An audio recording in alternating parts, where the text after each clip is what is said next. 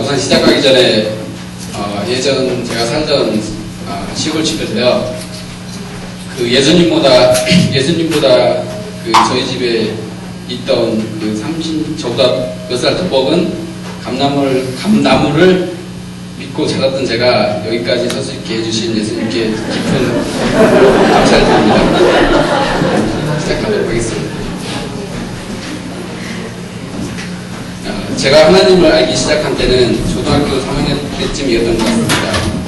그때 하나님은 저에게 그저 성탄 전날 맛있고 맛있는 과자와 다양한 음료수를 주는 분으로만 여겨졌습니다. 하지만 내성적이었던 저는 그 맛있는 것들을 공짜로 주는 그곳을 먼 곳에서만 그냥 바라만 봐야 하는 아이였습니다. 차마 그곳에는 갈 수가 없었습니다. 1년 365일 동안 단 한 번도 생각 안 했던 교회와 하나님을 단 하루 맞아주는 날만 기억하고 기다렸던 게 너무 죄송스럽고 양심의 가치 또한 느껴졌었습니다. 하지만 제 친구들 몇몇은 양심이 없던 그 몇몇 아이들은 그날만 또박 기다리며 그날만 오기만을 기다렸습니다. 그때부터 하나님은 저에게 하나님의 길과 뜻을 보여주고 전하고 싶었던 것 같습니다. 그 후로 중학교 졸업할 때까지 교회를 단 한 번도 가보지 못했고 생각도 하지 못했습니다. 하나님을 저를 포기하신 줄 알았습니다. 시골에서 살았던 저는 연합고사 고등학교를 정하기 위해 어머님을 학교로 모셨고 선생님의 조언에 따라 전주에 있는 한 신흥고등학교라는 미션 스쿨에 가게 되었습니다. 그 당시 저는 미션 스쿨이 무엇인지도 몰랐습니다. 그냥 한 고등학교인 줄 알았습니다. 그저 전주에 오는 것이 좋았고 연합고사 때 제 점수에 못했습니다. 평소에는 나오지 않던 점수가 30점 가량이 나와서 커트라인을 넘었기 때문에 너무나도 기뻤습니다. 이 모든 게 저의 실력이고 그 실력이 이제야 나오는구나 하고 자만했고 이게 하나님의 뜻에 따라 이끌리고 있는 줄 모르고 있었습니다. 그토록 하나님은 저를 포기하고 싶지 않았던 것 모양입니다. 하나님은 끈질기기로 포기할 줄 모르시는 분이었습니다. 하지만 고등학교에서의 저의 생활 동안 하나님이 곁에서 멀어져 있었고 그렇게 많은 예배 시간을 가졌지만 단 한 번도 진심 어린 마음으로 기도를 한 적이 없었습니다. 월요일마다 강당에서 하는 예배 시간은 저의 일주일간의 피로와 스트레스를 잠으로 푸는 황금 같은 시간이었습니다. 그나마 복음 성가만이 제가 하나님을 조금이나마 알게 되는 시간이었던 것 같습니다. 대학교를 가기 위해 수능시험 전날 하나님께 처음으로 짰지만 간절히 기도드렸던 것이 저의 처음이자 마지막 기도였던 것 같습니다. 하지만 결과는 좋지 않고 재수를 할까 고민도 많이 했었습니다. 서산가상으로 부모님이 주신 그 원서비 30만원을 가량을 뜻밖의 여행 경비로 다 써버리고 말았습니다. 할 수 없이 얼마 남지 않은 돈으로 가고 싶지 않은 전문대학에 원서를 제출해야 했고 부모님께는 다른 대학교에서는 다 떨어졌다고 말할 수밖에 없었습니다. 저는 이게 하나님의 뜻인지를 몰랐습니다. 그 후 그 학교에 입학을 하고 나서야 제 반에 있던 제 와이프를 만나게 됐습니다. 그리고 왠지 모르게 누나의 제 와이프의 볼과 아기 같은 피부에 빠지도록 말았습니다.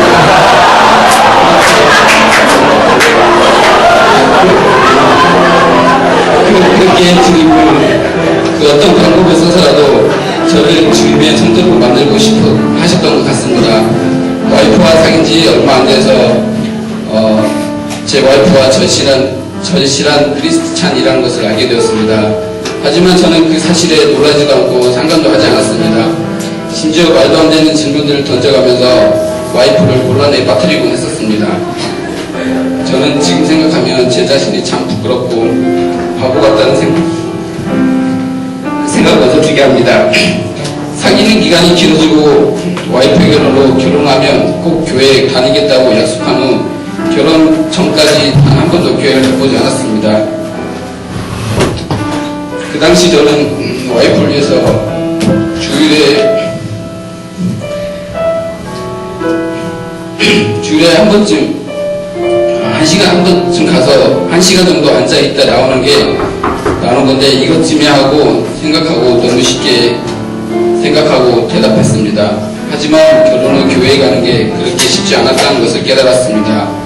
황금 같은 일요일에 조금만 오는 예배당에 앉아있는 게 너무도 싫었습니다.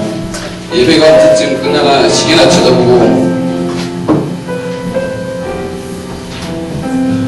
어떻게 하면 조용히 사람들 눈에 안 띄고 빠져나올 수 있을까 고민만 했었습니다. 그리고 저희는 일단 밴쿠버에 오게 되었습니다. 그리고 교회를 찾던 중 목사님 말씀이 너무 좋으시고 가족 같은 분위기가 가족있다는 그 댓글들을 보고 이 교회에 첫발을 내딛었습니다. 하지만 교회의 첫인상은 너무 좋지 않았습니다. 아니 저희 부부에게는 어울리지 않은 교회라고 생각했습니다. 교회에 있는 사람들이 너무 사교적이었고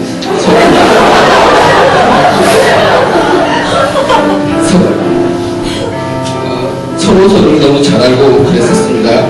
그래서 누나는 저희 와이프는 그냥 다른 곳으로 옮기자고 했고 저는 한 번만 더 가보고 아니다 싶으면 다른 조용하고 전혀 저희 부부에게 신경 안 써주는 곳을 찾아보고 있습니다.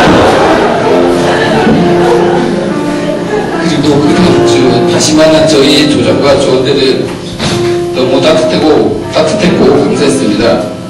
그리고 저는 이 교회가 좋아지기 시작했습니다. 하지만 7개월이 지나고 성령 집회를 받기 전까지 저는 그저 육체만 와이프를 따라다니는 그냥 불신자와 같았습니다. 하지만 알파를 통해 너무 많은 것을 깨닫게 되었습니다. 하나님은 존재하시고 저희 모두를 사랑하신다는 것은 말입니다. 하지만 처음은 제가 알파를 시작할 때는 좋지 않았습니다.